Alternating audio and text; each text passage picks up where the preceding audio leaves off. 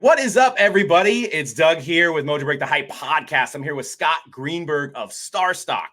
If you're not familiar with StarStock, Scotty is the co-founder and CEO of StarStock, a marketplace for sports fans and card hobbyists to buy, sell, and invest in their favorite athletes. The unique platform stores sports cards in a secure, centralized vault, which creates a stock market feel where fans can make trades at scale and gain instant ownership at the point of the trade. Scott, what's going on, man? What's going on? Thanks for having me on. Appreciate that, man. Let's talk about how you got started in the hobby. Yeah, so I've been collecting in the hobby for my whole life, with about a 5 to 10 year break in between. Grew up a really big collector. My PC was basically New York sports teams and Syracuse players. Then I took a break for a few years and got back into it really heavily last year, or 2 years ago now. Wow.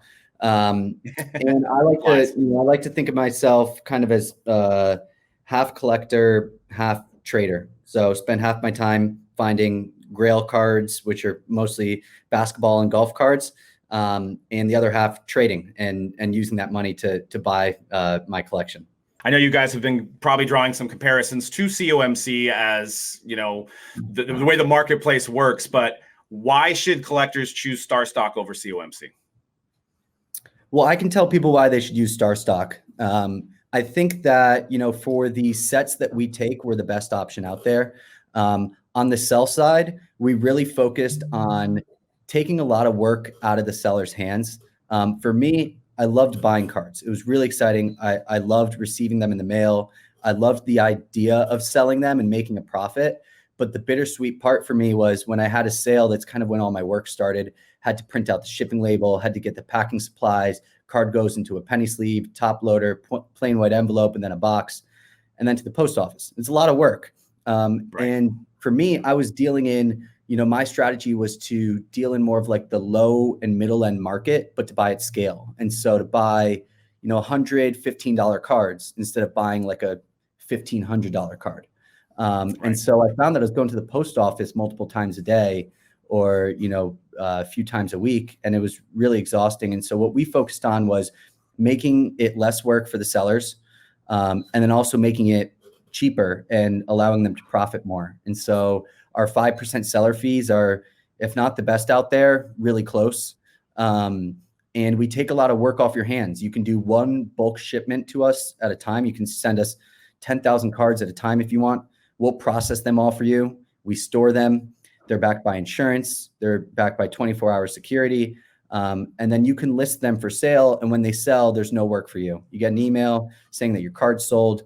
If the buyer decides they want the card to be shipped to them, we take care of that, not you. And so I think that's, really a game changer on the sell side. And then on the buy side, we kind of tried to do the same thing. There's no sales tax. Our vault is in New Hampshire. And so we make it more affordable. You don't need to ship the cards. And so a lot of people like to, but for the type of moves that I was making, it was actually a liability for me to have the cards in hand. Right. And it just the amount of time it takes to get to you and stuff like that as well factored in. Yeah. Or like, so you buy one of these players, you're at the bar with your friends and he pops off for 40 points. Like, let's say you had Talon Horton-Tucker last week, right?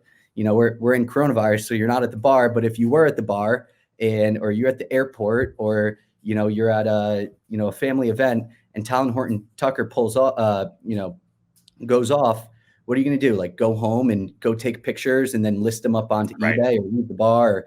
And so what we allow you to do is, as soon as you see the best opportunity to get rid of your player, your cards are on your phone and on your computer. And so you can pull it up no matter where you are, and you can list it in a matter of seconds. And so we give you that opportunity to flip the card at the most optimal moment. Yeah, I mean, that's the beauty of it all, is when I'm looking at it, is the flipping aspect of it, is being able to, like you just said, like I was looking at Marcus Mariota the other day. You know what I mean? He got the start and his prisms were like $2, right? So, it's a moment that maybe if they won that game and then going into the next game and the Raiders have playoff opportunities, you have those cards waiting to flip right away. And I think that's what maybe a lot of collectors don't understand about this new stuff, is that you can literally buy a card and flip it within seconds. Yeah. How many times, is there like a record out there with you guys' site of how many times the card's been bought and sold in one day? We've had a few cases of like one individual card selling like 3 or 4 times a day. That's awesome. And so it's cool. Like it takes a week or a week and a half for a card to get shipped from one person to another.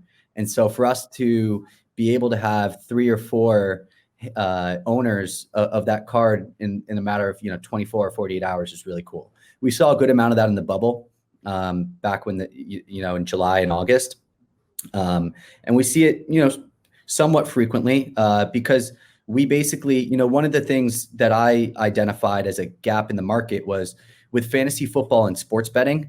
You make your call before the game, but then once the game starts, there's nothing you can do. You can't adjust your lineup. You can't change your bet. But on StarStock, you can buy a player before the game, and if they go for 25 points in the first half, you can sell him. Or if they throw 3 touchdowns in the first quarter, you can sell him. And so we've created a product where you can like watch the game and you can engage with the product and actually do things while you're watching. Absolutely. And one of the features I like compared to your guys' competitor is the fact that you guys have kind of what's hot. And you guys have focused in on the brands that are, the ones that are going to sell, that are ones that are in demand at the moment. Now, the market constantly changes, but, we have people coming into our shop or coming into our live feed and they're like, what do I invest in, right? Because there's so many different options out there. There's 40, 50 sets of each sport every year. And, like, let's say rookies and stars is not going to be as comparable in price as a Prism rookie. So, what was the theory behind that and how was that implemented? Yeah, so 2 things. You hit on one of them.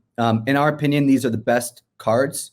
These are the ones that are probably the best investments, in my opinion. And in our opinion, like you said, the market moves fast. And so Prism dies out in 2 years and there's a new, card on top, we'll react and we'll start adding those. But so that was one element to it. The second element was just simplicity, And so I was, I got really, really into sports cards a couple years ago. My friends have always been big sports bettors and fantasy players. And so immediately went to them and said, look, you guys are missing out. You guys got to do this. And one of the things that I noticed with my friends was the barrier to entry, just with like the education process, is super high. And so what we wanted to enable people to do is, let's say you're not a crazy sports card guy, but you want to get into it. And that Zion's undervalued, or that Luka's undervalued, or whoever it is. We want to enable you to come to StarStock and see like 4 or 5 brands and not like 30 of them. And that was really the goal there. And then, another thing is just, we want to spend our time processing cards that is worthwhile, that we know are going to sell. And I think that's one of the reasons why we have really good processing times. So now people can send in all those cards and you guys do a great job. If you guys go to starstock.com, it tells you basically what cards you guys are accepting through all those different sports. Now, I know I think it said you guys had like 200,000 cards actively on the site. How do you guys prepare for if you got 300,000 this week? How do you prepare and you scale for something like that? Yeah. So we're at I think we have over 350,000. Nice. We get, anywhere from 20 to 40,000 cards a week right now. If you ask someone that's been an OG StarStock user from back in May, mid-June, when we started getting a good amount of cards, our submission times were like 4 to 6 weeks about. And we spent a lot of time scaling up our ops, hiring people, as well as building tools to allow us to process these cards faster.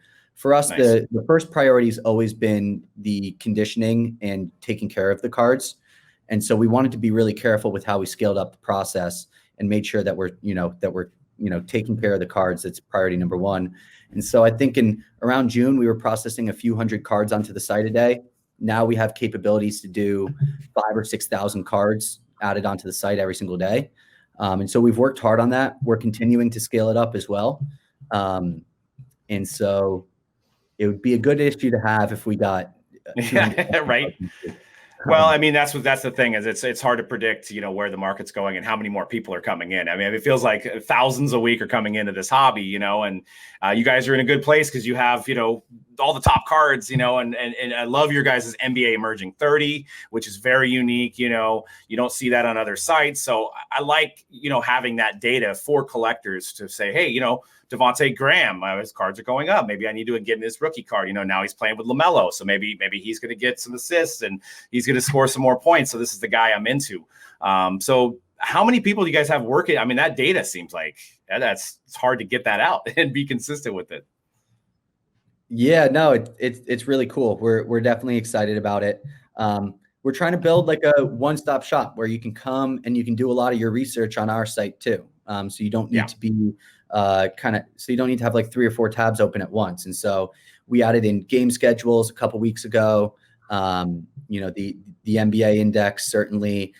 We have like a latest sales ticker at the bottom, so you can see what's selling, and also just like a top sold cards of the week and of the day as well. And about 6 weeks ago, we switched over to like a new format on the marketplace that's kind of like the different windows. And so that will allow us to display way more data, because we can basically create new categories and we can put cards into the categories. And so we're definitely going to be adding a lot more in the future. But we have just an extremely talented team here. Operations team is amazing, customer service team, and our engineering team's fantastic as well. And so they're the ones behind a lot of the cool data that you're seeing on our website. Yeah, I love it. Like, I mean, I'm a Niner fan. I'm like, oh, December 26th, Niners at Arizona, players to watch. Kyler Murray, Brandon Ayuk, and you can kind of click and see their cards in real time and see, it's just really intuitive. I like how it all works. So I'm a big fan of the site. I'm going to actually start sending some of my cards there. So for sure. And it looks like you guys even are starting to have some sealed wax on there and everything. So that's amazing. Yeah, the wax is probably one of the most exciting releases that we've had. For me personally, I'm just amped about it. We put it out, I want to say about 2 weeks ago, maybe a week and a half. And last week we just got hundreds of sealed products sent to us. Nice. So it's really, really cool to see that people were, seeing that we were accepting wax, but also sending it in. And so I think it's really cool. We launched, basically why we did it is we launched the index, and the response was great from that. People liked the idea of being able to, buy into trading cards, but not necessarily need to buy a player. And Right. So with launching wax, we offer a way for people to invest in what I think of as like a draft class index.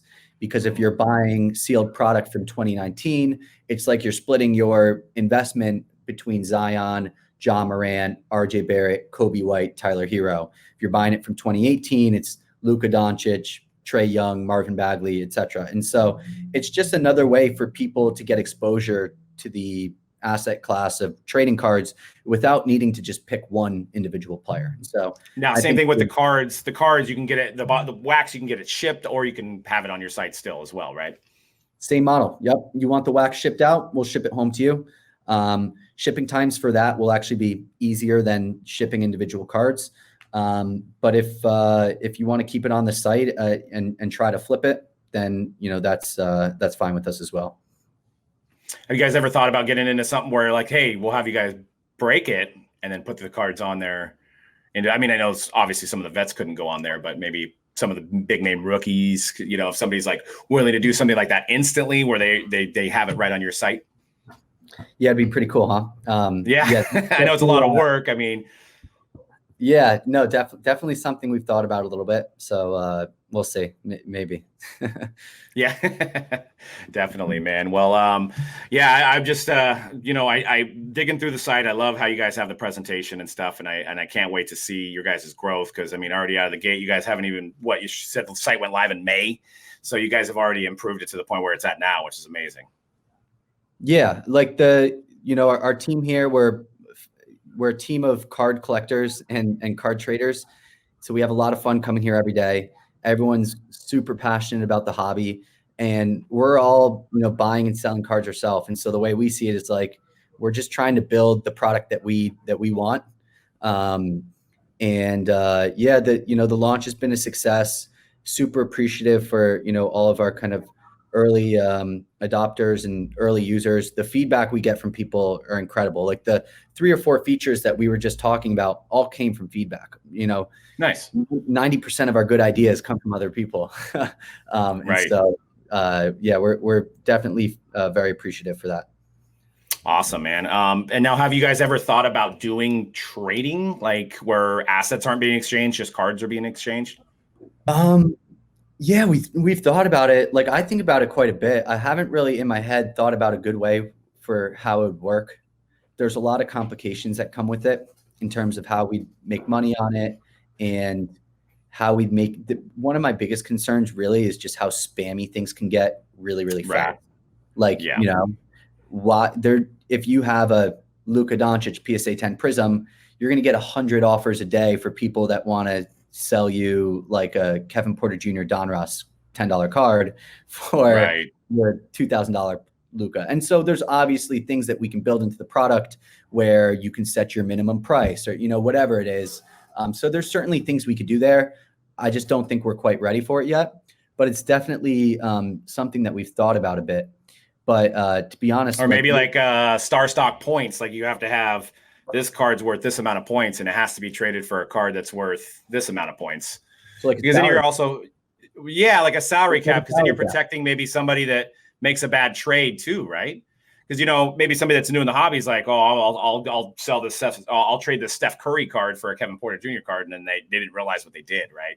Yeah. So maybe if you had the points, maybe you're protected, right? So it has to be like a Madden trade, where it has to be the same amount of points.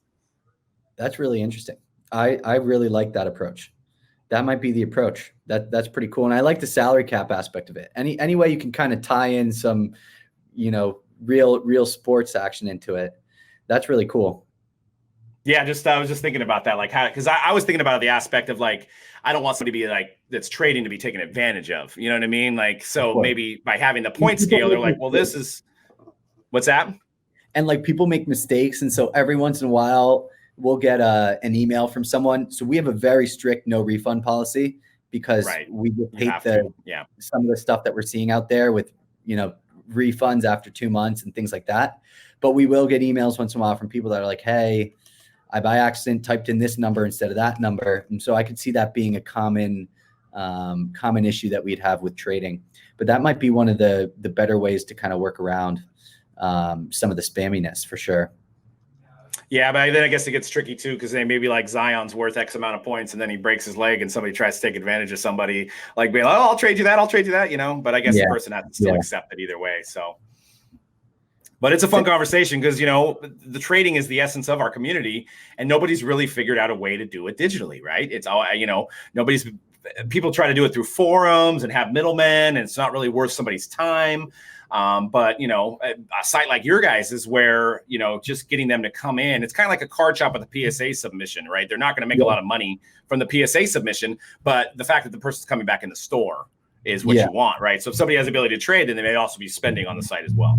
Totally. The goal for me is to become so liquid where if you want to move that one card for another, that there are, already a good amount of offers at whatever that guy's value is that you can get rid of him and buy the next one and just do that super easy because we're really liquid in those players. That's kind of and you guys are on the right track. You guys are on the right track with the fact that it's condensed amount of players. Because if you had the whole catalog and you have a guy trading a 101 for a number to 20, and it's like you can't even find any comps on the 101s, right? So if you're just dealing with the Prism base, then you have that data, you have the sales data to really kind of make sure that trade is fair or equal. Yeah, absolutely. So I wanted to talk about some of the market movers before we let you go, Scott. What's that? So I was just saying we'll pick up this conversation some other time. I think that you're onto something. I haven't thought about it the way that you're thinking about it.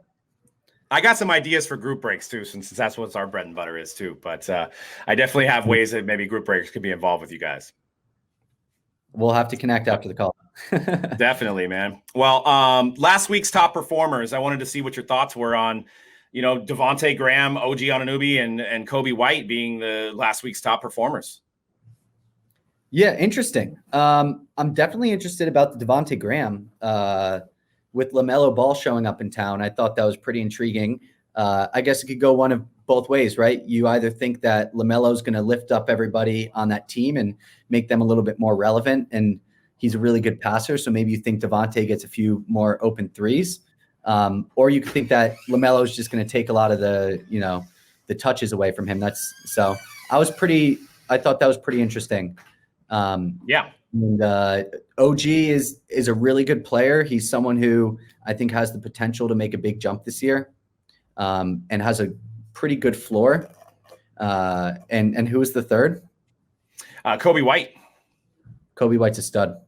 The guy's a stud. I mean, I remember watching him at UNC. I caught a bunch of his games, and he is just super, super talented. I think that, the sky's the limit for him. Such an exciting draft class from last year. I mean, we might look back at that class as one of the best ones of this decade. Yep. That's the beauty of this hobby is you got guys that are basically maybe priced out of Zion, priced out of Ja Morant, priced out of Tyler Hero. And then it's just like, what's the next one? I don't want to miss on the next one because maybe I've missed on these guys, right? So you see this, and that's just shows you how big the hobby is at this moment, right? It's just that, there's 10 to 12 to 15 guys from rookie classes that are selling well and going up. It's crazy. I think I saw a Baisley Gold Prism go for like $8,000 or something like that. I mean, it was just unheard of. I could not believe it. And every day I come in here and I see some eBay listings or stuff like that, and it just blows my mind. But it's a good problem to have. It's a good problem to have. There's so much interest in the hobby right now, and it's been really exciting to see. I think we're just getting started here. Yeah, definitely, man. Well, tell people how to find your site and, where to find you guys on social media and, give a little shout. Yeah, for sure. StarStock.com is the site. You can find us on social, on Twitter and Instagram at StarStock Market. And you can email us if you want, contact at StarStock, support at StarStock. My email is Scott@StarStock if you need to get me. We love hearing from you guys. So if you try the site, or if you haven't tried the site, but you have feedback or an opinion or anything, shoot us a DM, shoot us an email. We love it. Yeah.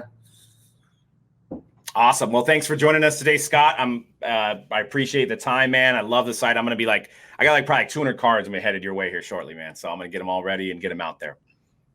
Can't wait. We'll have to get on another podcast in a few weeks once they're in the system.